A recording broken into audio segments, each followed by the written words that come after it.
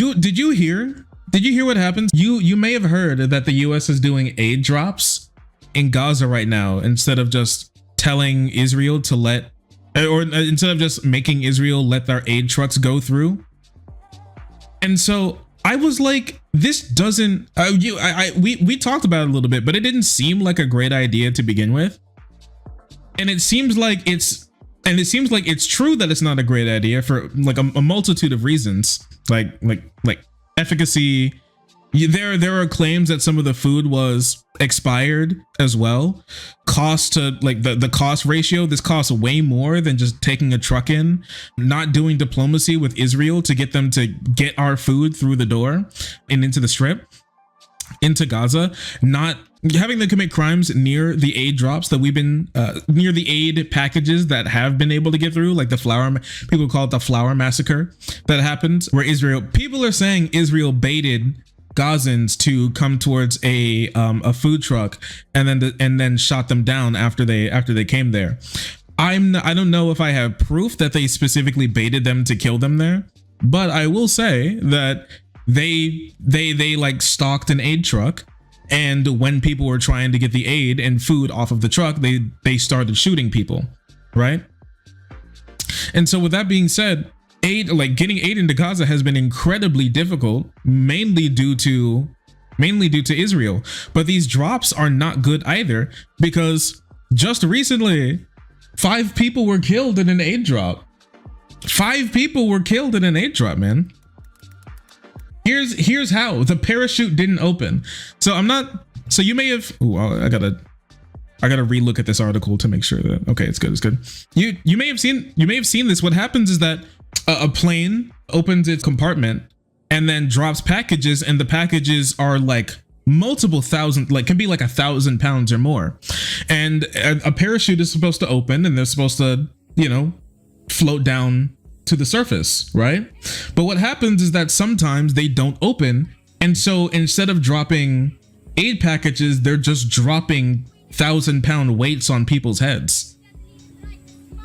So right here, 5 people killed and 10 injured as aid package drops when the parachute fails to open.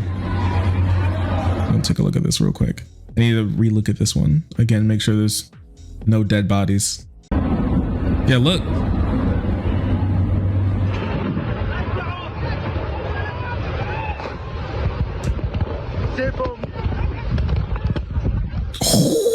That's horrifying. The aid packages, it seems like not only did some fail to open, but it seems like some are so poorly put together that they're just dropping stuff from the sky. So they're just dropping weights on people's heads. Yeah, MREs that reach terminal velocity, and they drop it on Gazans. Several people killed.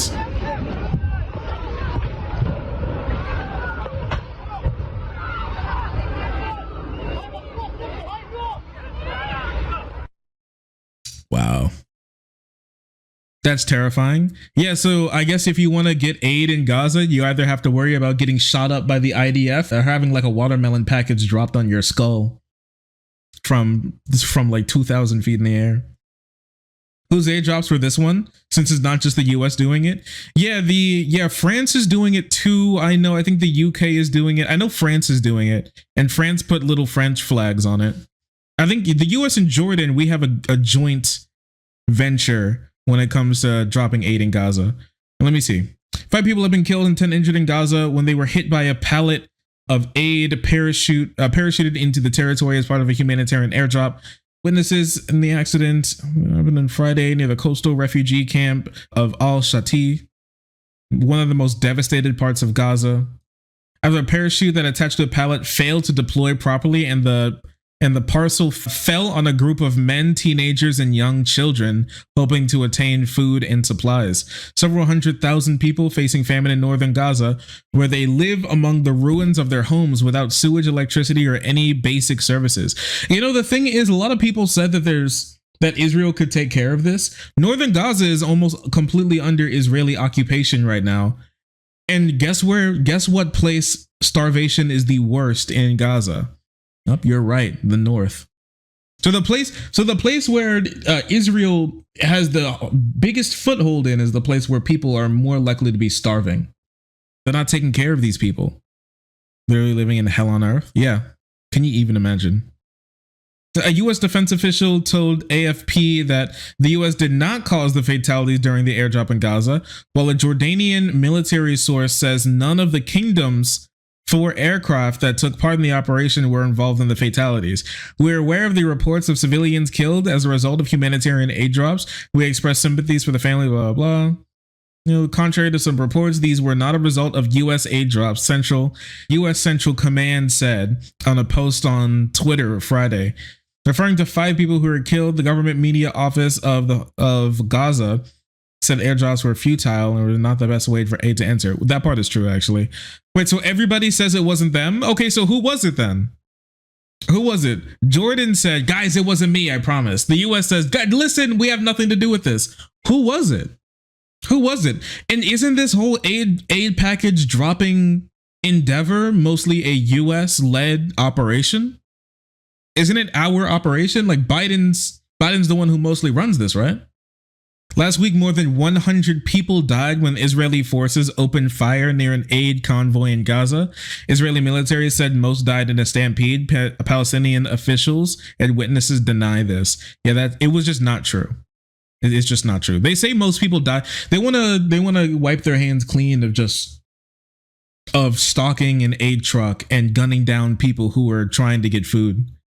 I'm telling you, I think a lot of Israeli troops have just been so trigger happy they'll kill anything that moves constantly. I don't know. So it's one thing where, because people talk about the genocide word a lot, right?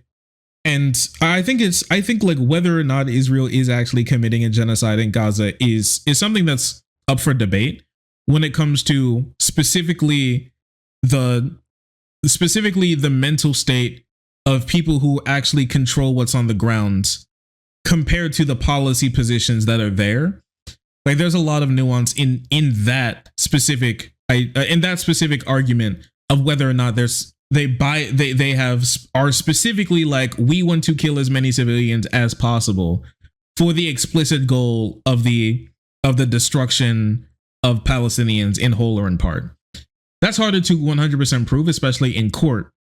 Specifically because most of the time when we find out if a genocide is actually a genocide, it's after it's already been done. What we know is it's an apartheid state. And we know that the government of Israel has many genocidal actors, and many of them are in positions of power.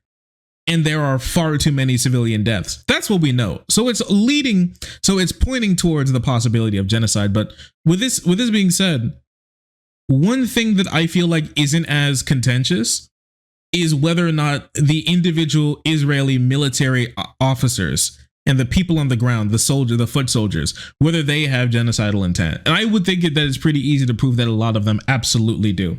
Because I feel like that's an argument that's not touched on that much, where we're talking about like the top brass and Netanyahu and Ben Gvir and Herzog. What about the people specifically on the ground? The people who have been fed information about how you need to go in there like Amalek and destroy all of these people? Because at the end of the day, Netanyahu isn't the ones on the ground shooting guns and killing Palestinians. It's those soldiers. And I think in their hearts, absolutely a lot of those people are like, we want to kill as many people as possible. We want to like wipe these people off of this land and return it to Israel 100%. I mean, Netanyahu specifically has talked about how he wants to do that. The end goal here is not a Palestinian state somewhere in the region. It's for the complete destruction of Palestinians off of the land in between the Mediterranean and the Jordan Sea, the Mediterranean and the Jordan River. That is his explicit goal. And he tells that to people, and he fills their heads with the idea that we must destroy these people, and then goes, I can't, and then tries to wipe his hands clean of all of this. We know that. Nice work, Biden. Dropping a can of tuna at terminal velocity on a kid's head. Come here. Oh. Hi. Oh, sorry. I didn't see you there. If you're enjoying the content, hit the subscribe button. If you don't, it'll make Boo very sad. I know a bunch of you who are watching are not subscribed. Join the frenzy. You won't regret it. Thank you, Boo.